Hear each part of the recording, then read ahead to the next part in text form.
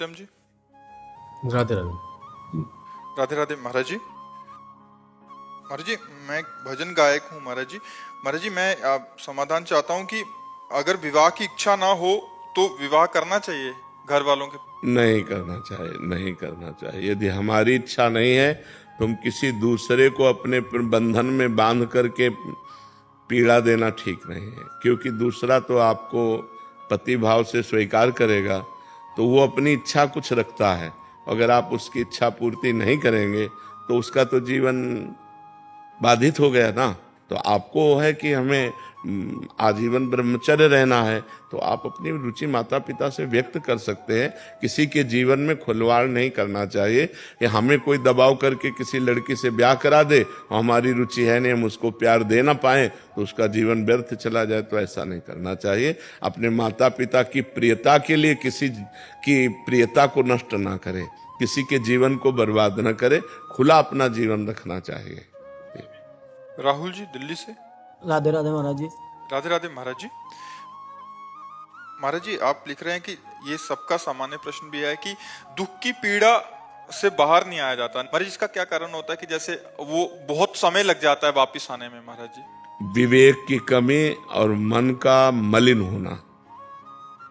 अगर विवेक प्रवीण हो तो 1 सेकंड में काट दे, तो प्रवीण विवेक हुआ नहीं, बुद्धि में विवेक हुआ नहीं, केवल बुद्धि है।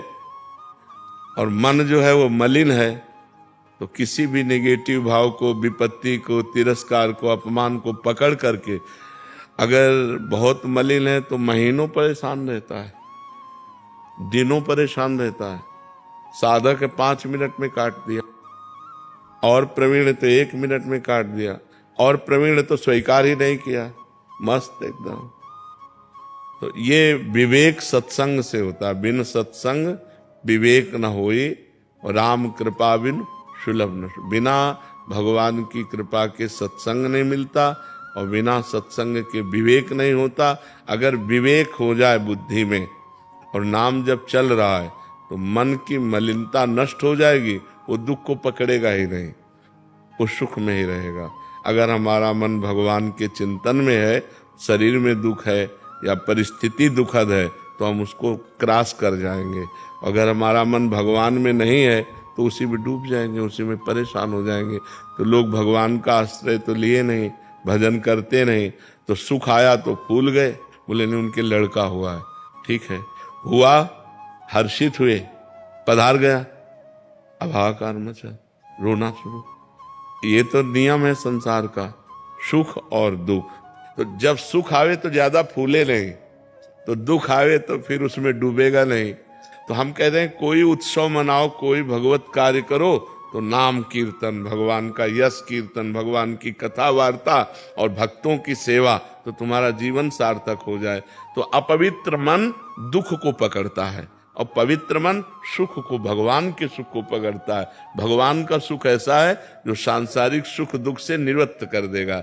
अब जैसे कोई लाभ मिला तो तत्काल विवेक काम करता है, इतने से क्या होगा और ये कितने दिन टिकेगा, तो उसमें फूलन नहीं होती। नहीं तो संसारिक आदमी एकदम फूल जाता है, अरे लाभ मिल गया, अच्छा हानि हुई, कितनी देर टिकेगी? जब सुख नहीं टिका तो ये कितनी देर टिकेगी? हम डटकर इससे लड़ते हैं, और इस विपत्ति से, इस दुख से, इस हानि से हम परास्त नहीं होंगे, क्योंकि विवेक काम कर रहा है। और विवेक सत्संग और नाम जप से होता है। तो नाम जप और सत्संग करो, जिससे तुम्हारा मन पवित्र रहे, दुख का स्पर्श न करे। दुख जो है वो माना हुआ है, दुख है नहीं, दुख माना जाता है, दुख की मान्यता है, नहीं तो दुख है नहीं। सुख है, सुख है।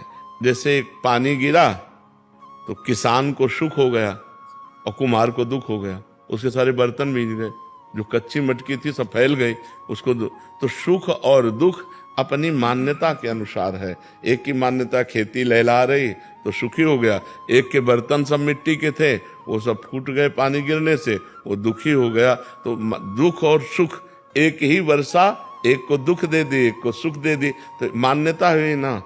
अपनी मान्यता बिगड़ गई, अपनी मान्यता बन गई, तो सुख और दुख का ये कोई शाश्वत सुख नहीं है। शाश्वत भगवान का सुख है। यदि हम नाम जप करें, सत्संग सुने और भगवान के भरोसे हो जाएं, तो हम सुख दुख से निपट सकते हैं, नहीं तो पीस डालता है। आदमी इतना दुखी हो जाता है कर लेता है।